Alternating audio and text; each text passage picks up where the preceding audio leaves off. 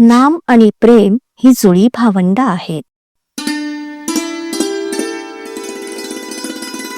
साधारण प्रापंचिकाची ओढ विषयाकडे असते. आज सुख कशात आहे एवढंच तो बघतो आणि विषयात तो इतका तल्लीन होतो की जगालाही तो तुच्छ मानतो. विषय शेवटी दुःखालाच कारणीभूत होतात हे तो विसरतो. विषय आणि मी एक होतो तेव्हा सुख होतेसे वाटते, पण वास्तविक आजवर कुणालाही विषयाने शाश्वत सुख आणि समाधान मिळालेले नाही. असं सुख आणि समाधान मिळविण्यासाठी आपली वृत्ती भगवंताच्या ठिकाणी स्थिर ठेवणे हा एकच उपाय आहे. वृत्ती नेहमी एकाकार व्हावी, पण ती विषयात न होता नामात व्हावी, हेच सर्व संतांचं सांगणं आहे. मनाला उलट केलं की नाम हा शब्द तयार होतो. याचा अर्थ असा की नाम घेणे म्हणजे मनाची विषयाकडे असलेली ओढ उलटी फिरविणे. नाम म्हणजेच न मम, प्रपंच माझा नाही म्हणून करणे म्हणजेच नाम घेणे.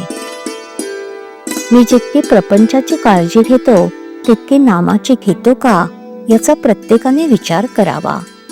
प्रपंचातले आपले कर्तव्य अगदी मनापासून केल्यावर जी परिस्थिती निर्माण होईल तिच्यामध्ये अत्यंत समाधानाने राहून नामस्मरणात काळ घालवावा.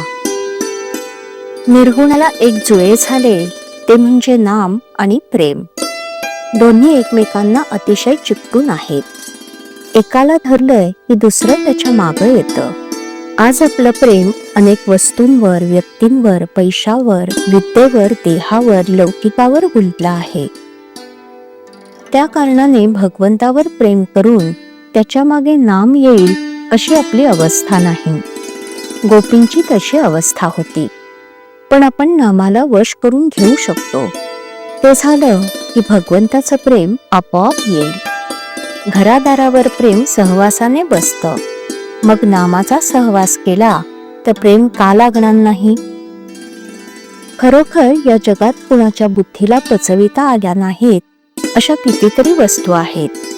मुलाला आपल्या बापाचं बारसं पाहणं जसं शक्य नाही, तसं मी कोण आहे हे बुद्धीने ओळखणं शक्य नाही. खरी सत्य वस्तू कल्पना, बुद्धी आणि तर्क यांच्या पलीकडे आहे. सत्याचा शोध करायचा असेल तर सत्य ज्याने झाकले आहे ती वस्तू दूर करा, म्हणजे सत्य दिसेल. सत्य हे आपल्याला उत्पन्न करता येत नाही, पण उपाधी मात्र उत्पन्न करता येते. उदाहरणार्थ भीती, कल्पना इत्यादी आपणच उत्पन्न करतो. नदीच्या पुलावर उभं राहिलं असता पायाला पाण्याचा स्पर्श न लागता देखील वाहणाऱ्या पाण्याची मजा अनुभवता येते.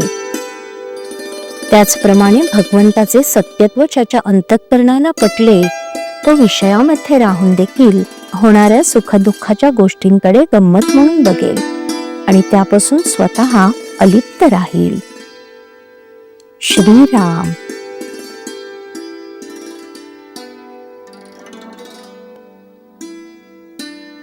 राम जय राम जय जय राम.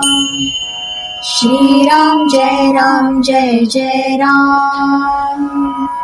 श्रीराम जय राम जय जय राम. श्रीराम जय राम जय जय राम.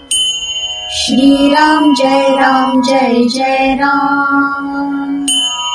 श्रीराम जय राम जय जय राम. श्रीराम जय राम जय जय राम. श्रीराम जय राम जय जय राम. श्रीराम जय राम जय जय राम.